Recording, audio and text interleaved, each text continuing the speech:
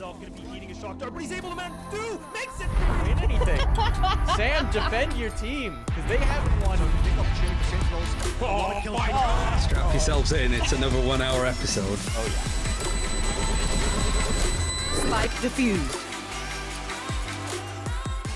It's been a long time since we've gotten, a lengthy time to catch up. We message every once in a while, but I want to enjoy getting a chance to pick your brain here, man. So first of all, if anyone doesn't know who AGM is, this is Mr. AGM, Mr. Michael Abood. He is a player for Complexity, is one of the founding members of this Complexity roster, one of the 2 remaining founding members of this Complexity roster. And you've been competing in Valorant really since beta.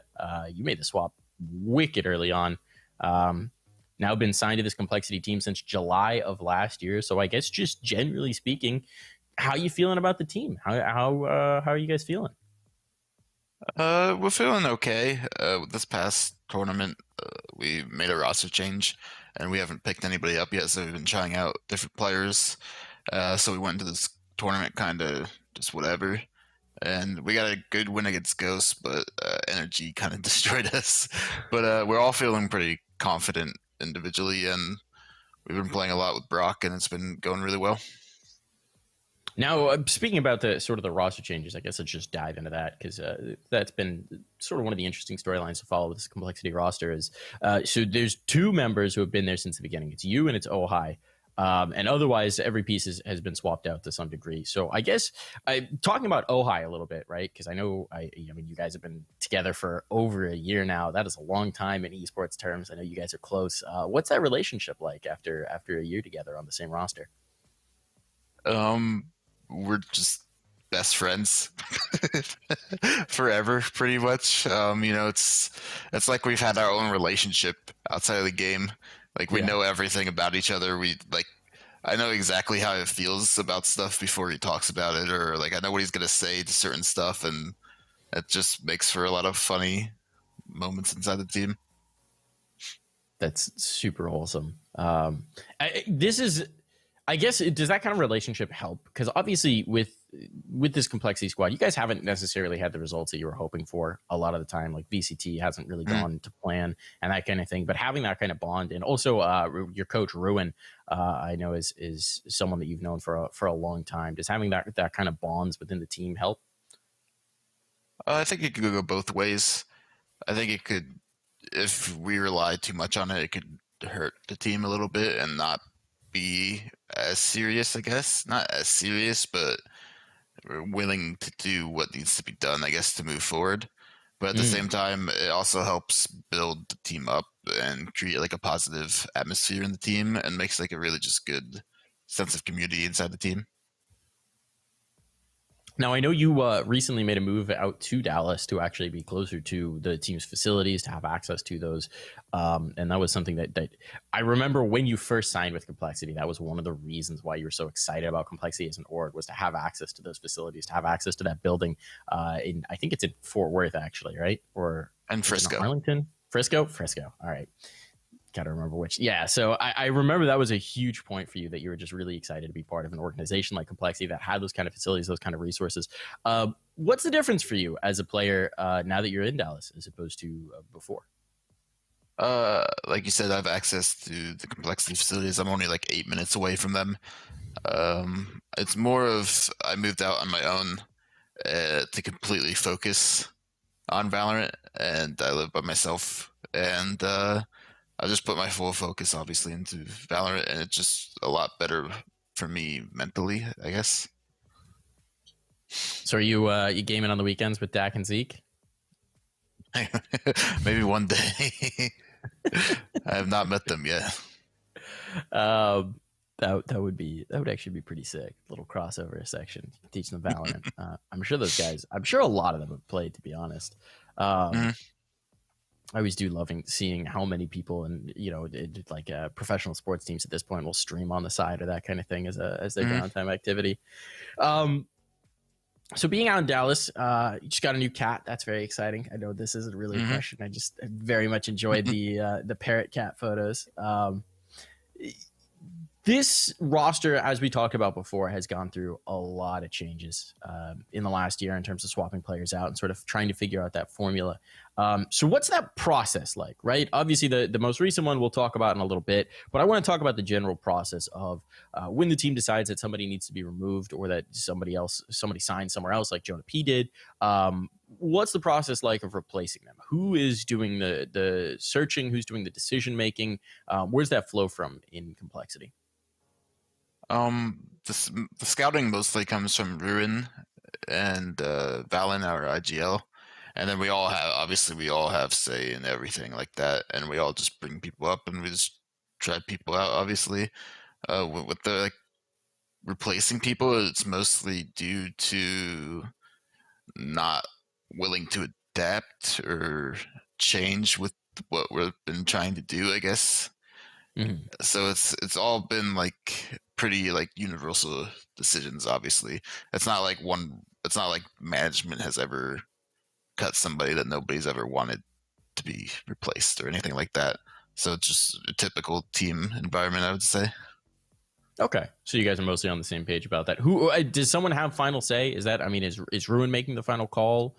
I'm not really sure. It has never come down to that. So okay. I don't know how that would work. I guess that's the ideal situation, right? Where you never need to find out who exactly where the buck stops, so to say. So speaking from your own experience, what do you talked about one of the reasons why people get removed is that they're just not adapting or they're not changing with the way the team needs to change. But what do you look for when you're trying to find a new teammate, right? Because you guys are trialing players right now. So for you personally, what are sort of the keys that you're looking for in a new teammate? I mean, obviously at this level, everybody has good aim. So I know a lot of young players and stuff like that would like to prioritize that. But the biggest thing when you're trying out for a professional team is just what you actually bring to the table instead of, your kill count and stuff. You know how to play your agent. You know how to mid-round call. You know what to bring to practice to make everything better. Your comms are good and stuff like that. That's way more what we look for when we're doing tryouts and stuff like that, to make sure you gel with the team and you actually bring positives to the how the team works and stuff like that. Mm-hmm.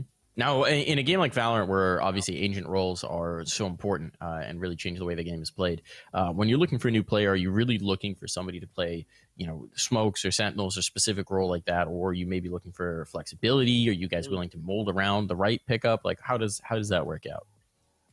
It depends.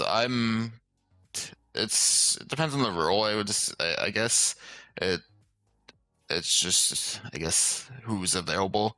We're always gonna want to pick up the best person available and then try to fit around that person. Me and ohai have both swapped our roles like 6 times on the team to play different agents and roles like that. So it's not we don't have a problem swapping to people. It's just finding the right player. I do want to talk about the role changing as well, because I mean, early on in Valorant, my huge association with you and all the clips and the highlights that you're posting were Raze, right? Like it was all Raze all day for the most part, and there was pretty sick highlights. And you still play a little bit of Raze here and there, but for the most part, you're playing the Sentinels and in particular the Killjoy. So I guess how has it sort of changed for you over time? Is getting back towards a more aggressive agent like a Raze something that you see in the future? Are you very happy playing the Sentinels? How do you feel about all that? I really do like playing Sentinels. It fits my playstyle. In Counter-Strike, I always prefer to lurk and stuff like that. I've liked to play like the mind games, obviously, with the enemy team, and that's the most fun role for me. I did lurk with Raze a while, and I feel like I was the one who created the Raze meta right now. Nobody ran Raze back then. Everybody hated me for running Raze. And yeah, I got swapped off the role because people were like, Raze is a duelist. You have to entry frag with Raze. And then that's not the case at all. And that's like with how the Raze meta is now. She's more of you can rely on her a lot more to do things a lot safely, like take map control and put a lot of pressure while being safe and alone. And I think that's what she's the best at. But I do really enjoy playing Sentinel, and I have like the perfect role right now. I get to play both, so There you go. The best of both worlds, if you will. So let's talk about this latest roster move, right? Because Pr0phie's left the roster. What went down there? What happened with Pr0phie's removal from the team? He's one of the most mechanically gifted players I've ever seen in my entire life. He's super dedicated. He wants to get better. He plays the game a crap ton, but he's just really missing that the 5v5 tactical shooter aspect of the thing. And he came from PUBG, so it's a lot different, obviously, competitive environment wise. And we just felt like he wasn't making improvements as fast as we would like. I guess is the simplest way to put it. So we decided to go with somebody else. Now, it's kind of an interesting situation as well, because he was added to the team, right? Then left the team, and then was added back onto the team, or he was trialing for you guys and you didn't wind up picking him up. And then you wound up picking him up later on, and now he's off the team. So I guess that's a little bit of the off and on. But talking now about the replacement, I know you guys were trialing Brock. How'd that go? How is trialing in general going? Trialing is always a little bit weird. I would assume it's a little bit more weird for the person that's coming into the team. But we've played with Brock before. We know Brock. We all love playing with Brock. He's really good at communicating. He IG'd on past teams. So his mid-round calls are really good, and he's finally playing a role that he feels really comfortable in with Sova, because he's played everything. He's played Sentinel. He's played Jet. And we've tried him out on those roles, but we've never tried him out on Sova before, and he's a lot more comfortable here. So we've been doing really well with Brock, and we're really happy with him so far. So, I mean, can we get the hot leaks here? Do you think this trial is going to go to the next level? You guys going to get friendship bracelets? Hopefully. We haven't made a decision yet. There's no contracts, or we haven't signed anybody yet. We have another tournament this weekend and stuff like that I believe we're playing with Brock. So we're just waiting to see how everything goes after the tournaments. All right. Not quite. We don't want to rush into a decision like we did with Pr0phie. That makes sense as well. This does feel like a time in the Valorant calendar where you have a little bit more time to sort of work and figure this one out. Is that sort of the mentality as well? I know obviously your VCT campaign is over at this point, not going to have a chance at last chance qualifier. So it'll be a while before there's official Riot events, unless something changes in the calendar that we're not aware of. Is this sort of I guess what's the Complexity approach to this off season? There'll still be tournaments, you guys will still be playing, but it's not the time pressure of VCT. So how does that change how the team functions? A lot of teams are taking breaks now. We don't want to take a break at all, because obviously we're not happy with any of our results, and we just want to get better. But like you said, we have plenty of time to choose a fifth, so we're definitely taking our time this time around and making sure we have the best option for everybody, and he fits comfortably in the team, and he fits more like the general community of the team, I guess. Yeah, but we're going to play we're going to try to play as many tournaments as we can this time around. Between the VCTs and stuff, we changed a lot of our comps and our roster and stuff, so we weren't playing tournaments as much, just to surprise more people, I guess, when we play them. But that didn't really work out that well. So I think I want to play every single tournament possible. I think it's the best approach, especially to a underperforming team. I think we've also seen it reflected in Valorant so far, where it does feel like the team that makes the jump sort of to the next tier is the team that's playing everything they can get their hands on. I mean, we saw with the classic example is like Luminosity and Exit back in January. God, it's been a while since then, where they were just playing everything, and then suddenly they were ascending. And we've seen it a couple different times. That's just the very obvious example I always like to go back to as a spotlight. So talking about Summer Champs, obviously playing a lot of tournaments. Summer Champs, to my eyes, is kind of an interesting one, in that you guys qualified to it back in May by winning the May monthly. And then, 4 months later, we get summer champs, and obviously, I understand that that one of the things with summer champs is that you have to build it around the VCT calendar, so they had to find a way for it to fit. But that's a long time from qualification to actually competing, right? Like you guys had a different roster, if I'm not mistaken. I think we won that one with Pr0phie. Oh, did you? Okay, yeah. I think that was we didn't sign it. Pr0phie wasn't signed then. That was his like tryout was that tournament. And he ended up doing really, really well, and we ended up winning and beating Raze in the finals. So, like, whoa, I mean, what is that like? Where the meta's, I mean, the meta is different. That is true. The big nerf went through. So, qualifying to the tournament, then competing in the tournament. Let's talk about the Summer Champs run, right? You guys went out in quarterfinals, as you said, kind of stomped by NRG, but NRG wound up being in the finals. But some good results. The win over Ghost. How did you feel about the Summer Champs run? We in groups we ended up beating it. We beat BBG and then we beat Ghost and lost to NRG. We haven't played NRG in like forever.